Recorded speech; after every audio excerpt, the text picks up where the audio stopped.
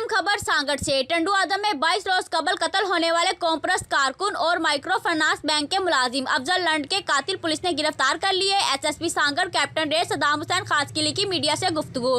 तफसीलात के मुताबिक टंडू आदम सिटी थाना की हदूद फकीर मोहम्मद डेरो चौक पर 22 रोज कबल दो नामालूम मोटरसाइकिल सवार मुलजिमान ने कॉम्प्रस रहनुमा और माइक्रो फाइनेंस बैंक के मुलाजिम अफजल को फायरिंग करके कत्ल कर दिया था, जिसके कातिल सांगड़ पुलिस ने गिरफ्तार कर लिए। एसएसपी सांगड़ कैप्टन रेड सदाम हुसैन खासकिली ने मीडिया से गुफ्तगू करते हुए तफसीलात से आगाह करते हुए कहा कि सांगड़ पुलिस ने दिन रात मेहनत करके दो मुलजिमान फराज अली खोसो और असद अली खोसो को गिरफ्तार करने में कामयाब हो गई है।